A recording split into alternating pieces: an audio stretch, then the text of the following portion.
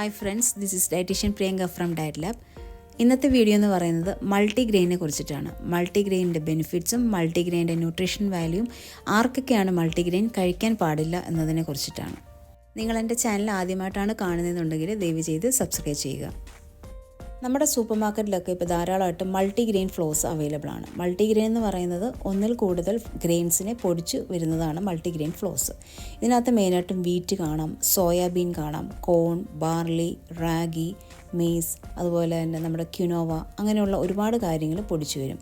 Plus അതിൻ്റെ കൂട്ടത്തിൽ pulses items, അത് പയറുവർഗ്ഗങ്ങളും കാണാം. മൾട്ടിഗ്രെയിൻ്റെ പല പ്രോഡക്റ്റ്സും ഇപ്പോൾ അവൈലബിളാണ്. മെയിനായിട്ടും കേക്ക്സ് കിട്ടാറുണ്ട്, ബ്രെഡുകൾ കിട്ടാറുണ്ട്, കുക്കീസ് കിട്ടാറുണ്ട്, പാൻ കേക്ക്സും ബിസ്ക്കറ്റ്സും ഒക്കെ ഇപ്പം അവൈലബിളാണ്. മൾട്ടിഗ്രെയിൻസ് നമ്മുടെ ഡയറ്റിൽ ഇൻക്ലൂഡ് ചെയ്ത് കഴിഞ്ഞാൽ നമ്മുടെ ബോഡിക്ക് ഒരുപാട് ബെനിഫിറ്റ്സ് ആണുള്ളത്. മെയിനായിട്ട് മൾട്ടിഗ്രെയിൻസ് എന്ന് പറയുന്നത് ഹൈ ഇൻ ഫൈബേഴ്സ് ആണ്. അതുകൊണ്ട് തന്നെ നമ്മുടെ കോൺസ്റ്റിപ്പേഷനെ പ്രിവെൻറ്റ് ചെയ്യാനായിട്ട് വളരെ ഹെൽപ്ഫുള്ളാണ്. മറ്റൊരു പ്രധാനപ്പെട്ട കാര്യം എന്ന് പറയുന്നത് ബ്ലഡ് ഷുഗർ ലെവലിനെ മെയിൻറ്റെയിൻ ചെയ്യാനായിട്ട് നമുക്ക് മൾട്ടിഗ്രെയിൻസ് ഡയറ്റിൽ ഇൻക്ലൂഡ് ചെയ്ത് പോകാവുന്നതാണ്. ഹാർട്ടിൻ്റെ ഹെൽത്തിന് മൾട്ടിഗ്രെയിൻസ് വളരെ നല്ലതാണ്. കാരണം ബാഡ് കൊളസ്ട്രോളിനെ കുറച്ചിട്ട് ഗുഡ് കൊളസ്ട്രോളിനെ ഇമ്പ്രൂവ് ചെയ്യിപ്പിക്കാനായിട്ട് മൾട്ടിഗ്രെയിൻ വളരെ നല്ലതാണ്. അതുപോലെ തന്നെ ഹെൽത്തി ആയിട്ട് വെയിറ്റ് കുറയ്ക്കാൻ നോക്കുന്നവർ മൾട്ടിഗ്രെയിൻസ് ഡയറ്റിൽ ഇൻക്ലൂഡ് ചെയ്യുന്നത് നല്ലതാണ്. കാരണം ഹൈ ഇൻ ഫൈബേഴ്സ് ആയതുകൊണ്ട് നമ്മൾ മൾട്ടിഗ്രെയിൻ അടങ്ങിയ ആഹാരങ്ങൾ കഴിക്കുമ്പോൾ നമുക്ക് വയറ് നിറഞ്ഞ ഫീലാണ് കിട്ടുന്നത്. അതുപോലെ തന്നെ ക്രേവിങ്സും ഒക്കെ കുറയാൻ വളരെയധികം ഹെൽപ്ഫുള്ളാണ്. ഇതിന് ന്യൂട്രീഷണൽ സോഴ്സ് എന്ന് പറയുന്നത് high amount of B vitamins അടങ്ങിയിട്ടുണ്ട്. അതുപോലെ അയണും കാൽഷ്യവും മെഗ്നീഷ്യം, ഫോസ്ഫറസ്, പ്രോട്ടീൻ, സിങ്ക്, അങ്ങനെ ഒരുപാട് കാര്യങ്ങൾ അടങ്ങിയിട്ടുള്ളതാണ് മൾട്ടിഗ്രെയിൻസ്. മൾട്ടിഗ്രെയിൻ അടങ്ങിയ ആഹാരങ്ങൾ ഒഴിവാക്കേണ്ടത് ആരൊക്കെയാണെന്ന് നമുക്ക് നോക്കാം. മെയിനായിട്ടും മൾട്ടിഗ്രെയിൻ അടങ്ങിയ ആഹാരങ്ങളിൽ ധാരാളമായിട്ട് ഫൈബേഴ്സ് അടങ്ങിയിട്ടുള്ളത് കൊണ്ട് ദഹിക്കാനായിട്ട് കൂടുതൽ ടൈം എടുക്കും. അതുകൊണ്ട് IBS പേഷ്യൻസ് എല്ലാം തന്നെ, അതായത് ഇറിറ്റബിൾ ബൗൾ സിൻഡ്രോം ഉള്ള പേഷ്യൻസ് എല്ലാം തന്നെ മെയിനായിട്ടും മൾട്ടിഗ്രെയിൻ അവരുടെ ഡയറ്റിൽ നിന്ന് ഒഴിവാക്കുക. കാരണം ബ്ലോട്ടിങ് ഉണ്ടാവാനും ഗ്യാസും അതുപോലെ സ്റ്റൊമക്കിന് ഡിസ്കംഫോർട്ടും പെയിനും ഒക്കെ ഉണ്ടാകാനുള്ള ചാൻസസ് കൂടുതലാണ്. ചിലവർക്കത് കോൺസ്റ്റിപ്പേഷനായിട്ട് വരാം, ചിലവർക്കത് ഡയറി ആയിട്ടൊക്കെ ഉണ്ടാകാനുള്ള ചാൻസസ് കൂടുതലാണ്. അതുകൊണ്ടാണ് IBS ഉള്ളവർ മൾട്ടിഗ്രെയിൻ ഫുഡുകൾ ഒഴിവാക്കാൻ പറയുന്നത്. ക്രോണിക് കിഡ്നി ഡിസീസ് കണ്ടീഷൻസ് ഉള്ളവരെല്ലാം തന്നെ മൾട്ടിഗ്രെയിൻസ് അവോയ്ഡ് ചെയ്യുക.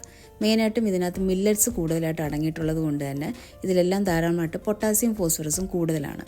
നമ്മൾ കൂടുതലും കിഡ്നി പേഷ്യൻസിന് റെക്കമെൻഡ് ചെയ്യുന്നത് ലോ പൊട്ടാസ്യം ഡയറ്റാണ്. അത് കിഡ്നിയുടെ കണ്ടീഷൻസ് അനുസരിച്ചാണ് നമ്മൾ റെക്കമെൻഡേഷൻ ചെയ്യുന്നത്. അതുകൊണ്ട് ക്രോണിക് കിഡ്നി ഡിസീസ് ഉള്ളവരാണ് മെയിനായിട്ടും മൾട്ടിഗ്രെയിൻസ് അവോയ്ഡ് ചെയ്യേണ്ടത്.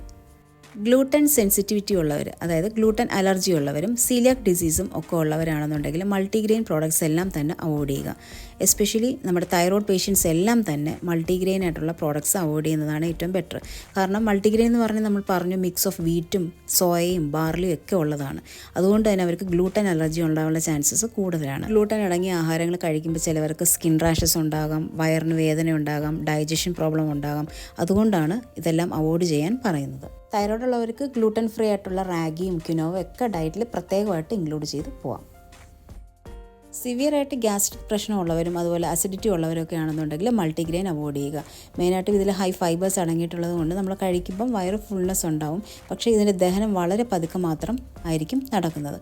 അതുകൊണ്ട് അവർക്ക് ഡൈജഷൻ പ്രോബ്ലം ഉണ്ടാവും, ചിലവർക്ക് വയറുവേദന ഉണ്ടാവാം, ചിലവർക്ക് വോമിറ്റിംഗ് ഉണ്ടാവും, അങ്ങനെ പല പ്രശ്നങ്ങളുണ്ടാവും. അതുകൊണ്ടാണ് അവോയ്ഡ് ചെയ്യാൻ പറയുന്നത്.